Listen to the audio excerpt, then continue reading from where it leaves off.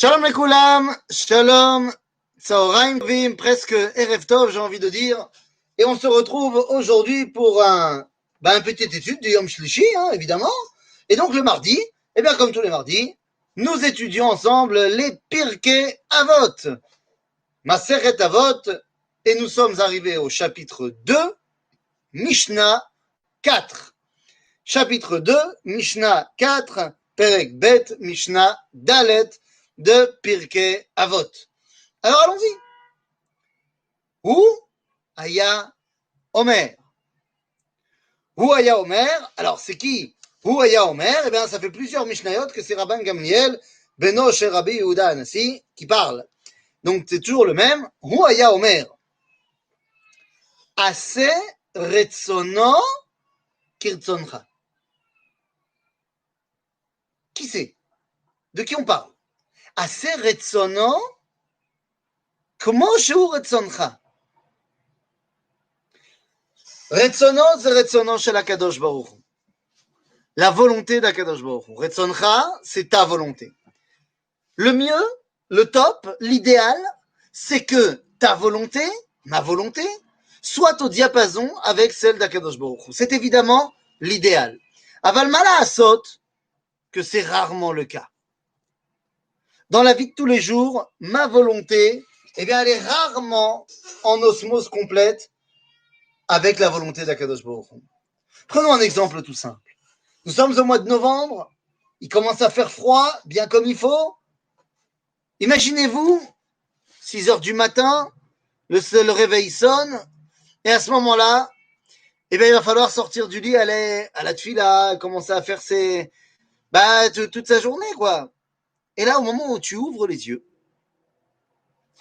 que tu as enlevé la couette 2 secondes de ton visage, tu es attaqué par un vent froid du matin, et là, la première chose que tu as envie de faire, et que tu fais en général, c'est de prendre ta couverture, la remettre et refermer le neneuil, te retourner dans l'autre côté et continuer ta nuit.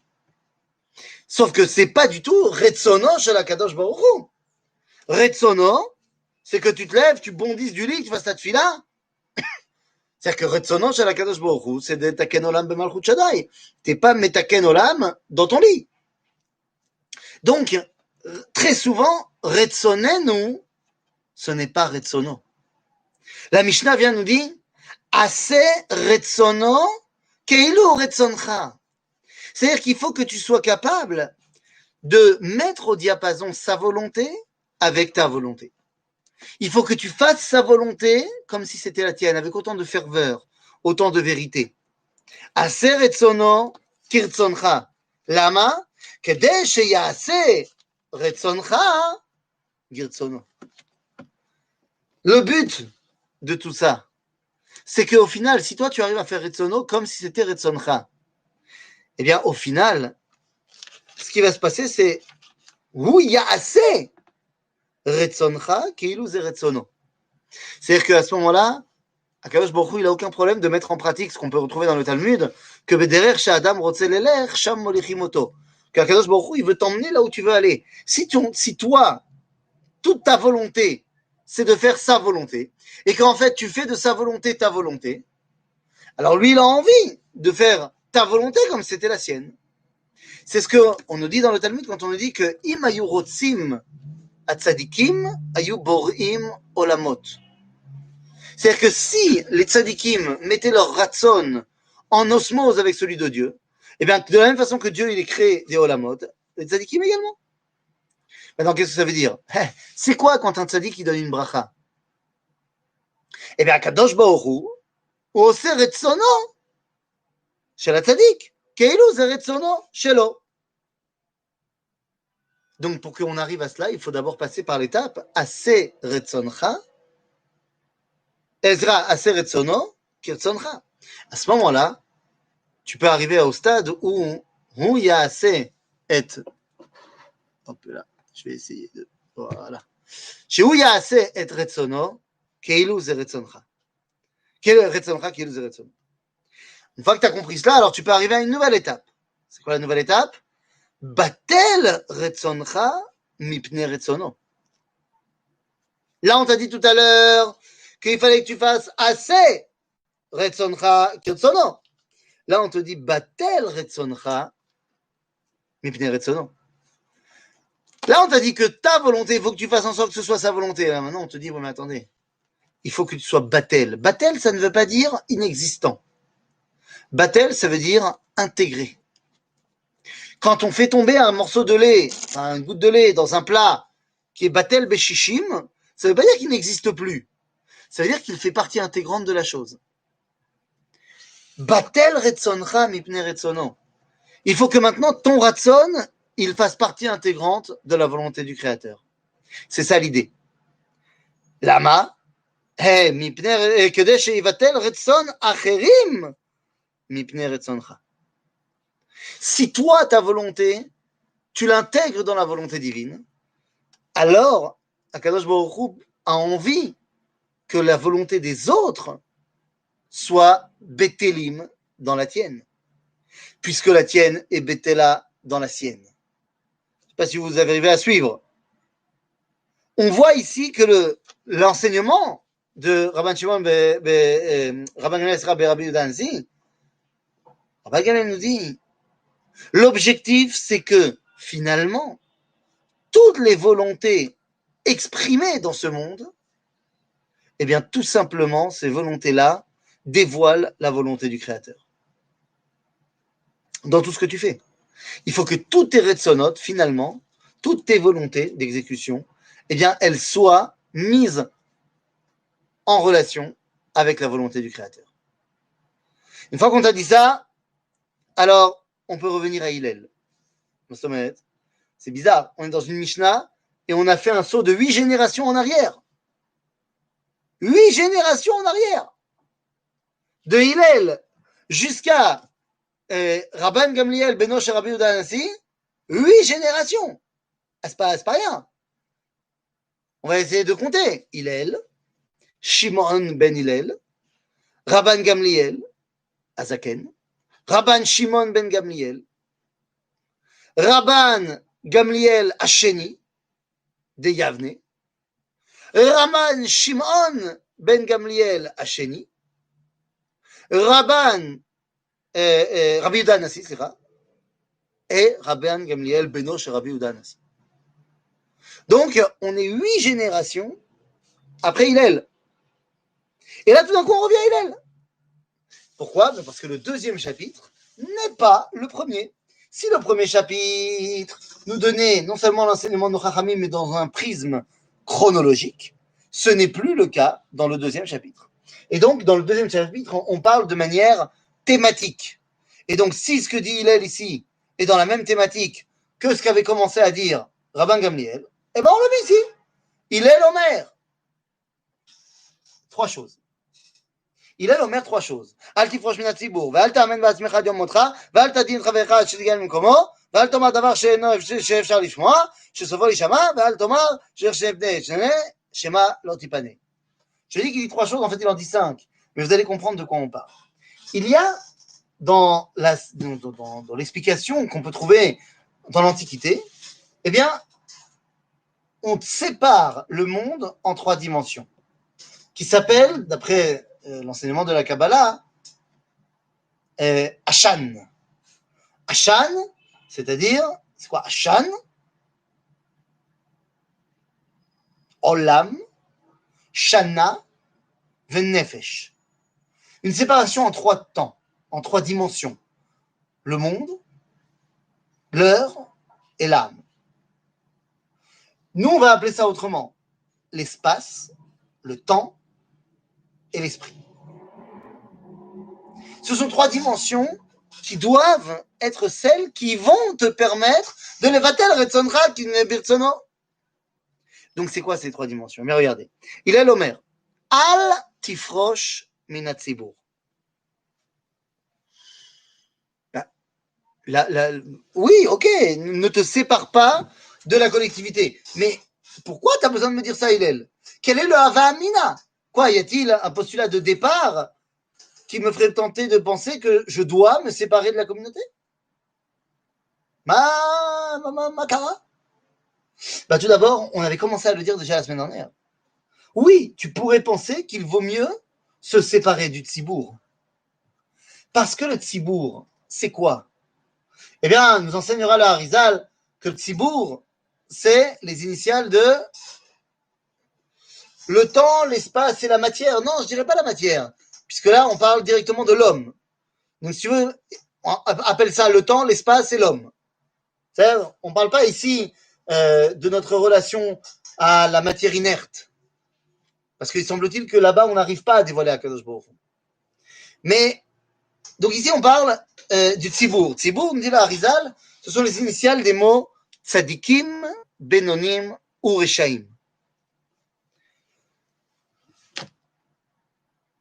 Puisqu'il y a les reshaim dans le tzibour, peut-être que vaut mieux que moi, le tzadik, je m'en éloigne.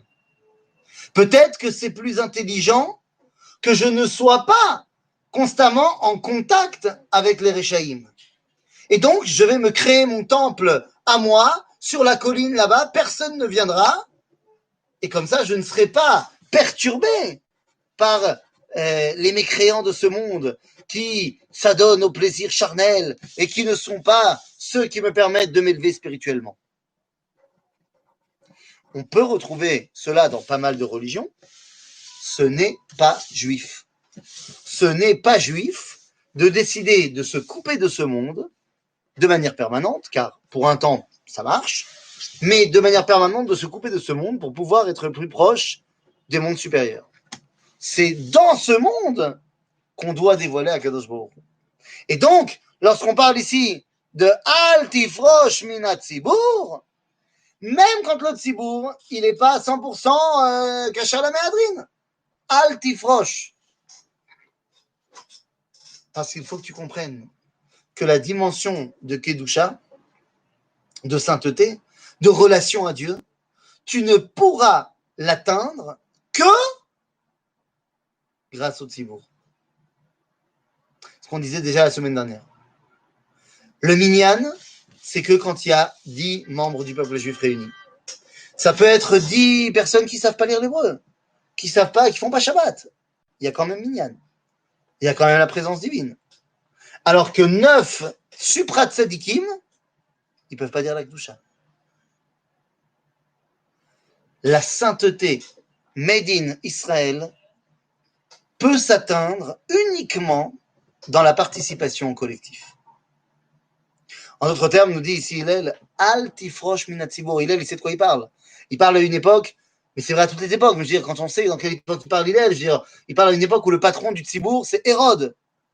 C'est pas non plus le plus grand tzaddik de l'univers, le bonhomme. Ok?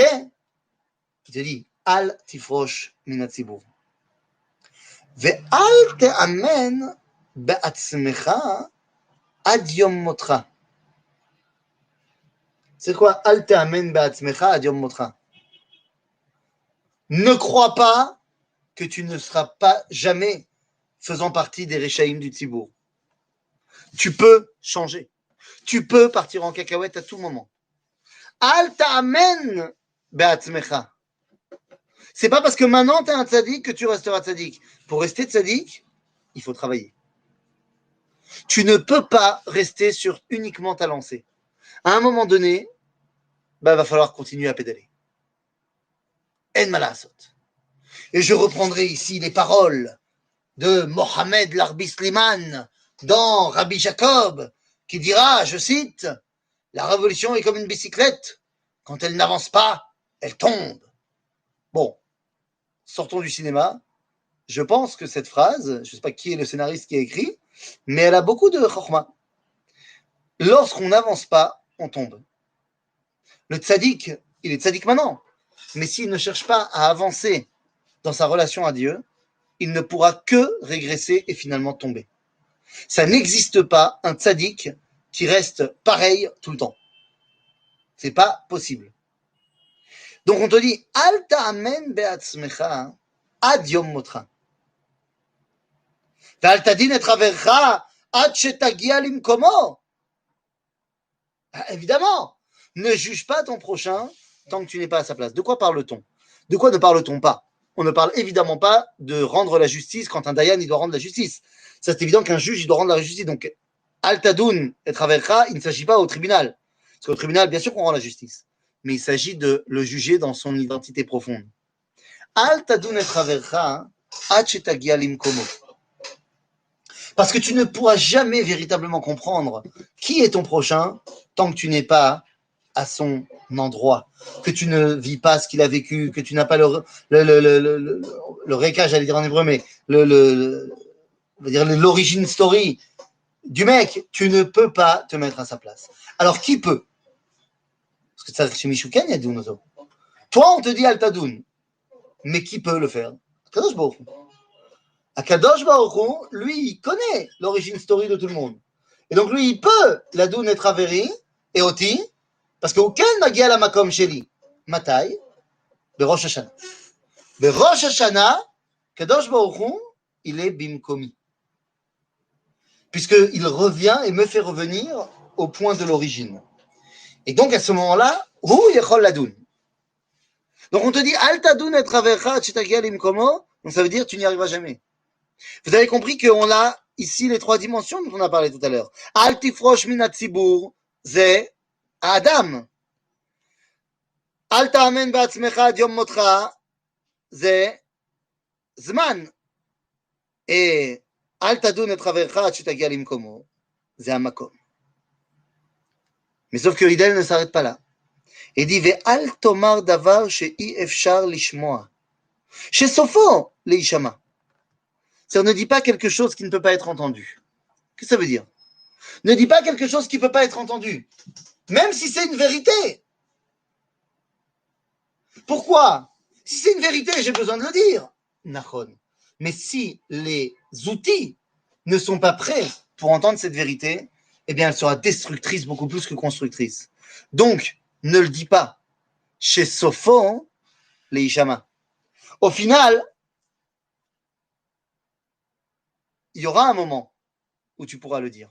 Il y aura un moment où, eh bien, cette vérité-là méritera d'être dite. On se rend compte de cela de manière absolument incroyable dans l'évolution de la Torah, dans l'évolution de la transmission de la Torah, je veux dire. Il y a des livres, des enseignements extraordinaires qui ont été écrits à un moment T, mais qui n'ont pas été dévoilés à ce moment T. Qui n'ont été dévoilés que beaucoup plus tard. On a retrouvé le livre tout d'un coup. Ça veut dire qu'au moment où ils ont été écrits, ils n'étaient pas prêts à être entendus. Et Akadosh Baruch Hu les refait naître, les refait refaire surface au moment où le monde est prêt à les entendre. Au moment c'est ça, où leur enseignement va avoir eh bien, un intérêt pour l'élévation du monde. On peut voir ça très fortement avec le Ramchal. Le Ramchal, il a écrit 80 livres, on a trouvé une quarantaine qui sont arrivés jusqu'à nous, mais pendant très longtemps, pendant les 250 premières années après la mort du Ramchal, le seul livre qu'on connaissait de lui, c'était Messias Yesharim. Si bien que le Ramchal s'est fait un nom en tant que grand de la Torah, et lorsque les âmes étaient prêtes à entendre ce qu'il avait à dire, eh bien, on a commencé à découvrir, il n'y a même pas 100 ans, une grande partie de ses autres livres, qui sont tous des livres de Kabbalah. Mais si on les avait connus dès le début, eh bien, on aurait très certainement pris le Ramchal et mis dans le banc des « Ah non, c'est dangereux, il ne faut pas lire ». Il en va de même pour énormément de livres. Vous savez, la marloquette qui dit « Est-ce que c'est Rabbi Shimon Bar Yochai qui a écrit le Zohar ou est-ce que c'est Rabbi Moshe Dilion qui a écrit le Zohar au XIIe siècle ?» Ben là, que c'est Rabbi Shimon Bar Yochai. Mais au XIIe siècle, il a été redévoilé au peuple juif parce que c'était le moment de la Renaissance qui commençait. C'était le moment où la philosophie aristotélicienne eh bien, faisait énormément de parler d'elle. Et donc, c'est le moment où les âmes étaient prêtes à entendre la grandeur du Sefer HaZohar. En d'autres termes, ne dis pas quelque chose qu'on ne peut pas entendre pour le moment. Parce que viendra un temps où on pourra l'entendre. Et ne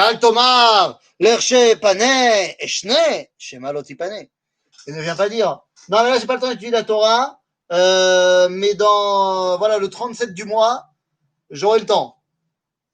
Non, non, mon ami. Tu n'as pas à dire quand est-ce que tu vas pouvoir étudier la Torah. La Torah, tu étudies tout le temps.